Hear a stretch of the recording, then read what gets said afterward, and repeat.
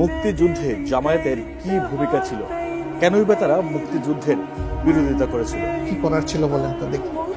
ওই সময় কোনো ধর্মীয় দল ভারতে যায় নাই, যেতে পারে নাই, পরিবেশ ছিল না। মৌলানা আব্দুল হামিদ খান বাসানি, তার নামের আগে শুধু একটা মৌলানা আছে, তার দলটা কোনো ধর্মীয় দল না, তিনি একটা বামপন্থী দল করতেন, তাকে থাকতে দেয় নাই। 3 দিন পরে তিনি ভারত থেকে বাংলাদেশে চলে আসতে বাধ্য হয়েছে, জানের ভয়, জান বাঁচানোর তাগিদে। সেখানে কি আমাদের কোনো সুযোগ ছিল? ছিল না। তাইলে আমরা দেশের ভিতরে ছিলাম, দেশের ভিতরে শাসনটা কার ছিল?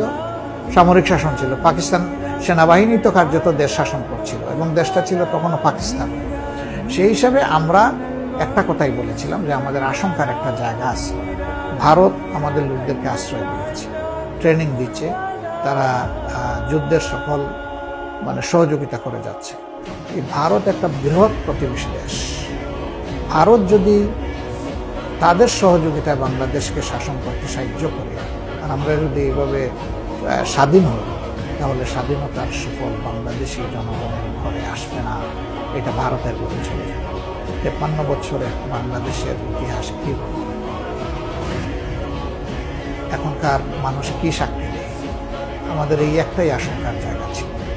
এই আশঙ্কার জায়গা থেকে আমরা সরাসরি পারলাম না। আর ভারতে যাওয়ার আমাদের কোনো সুযোগ ছিল না।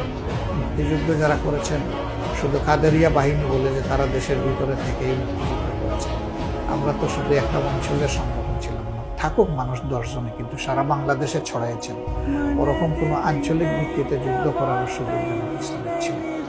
তাছাড়া আমি তখন সেই বয়সের মানুষ না। এখন জামাতের তখনকার পলিসি সম্পর্কে কথা বলার আসলে আমারও কোনো আমার অধিকার নেই। আমি বলবো আমার অধিকারই নেই। আমি তো তখন মানুষও ছিল, আর আমি এই সংগঠনের সাথেও ছিলাম না, দুইটা।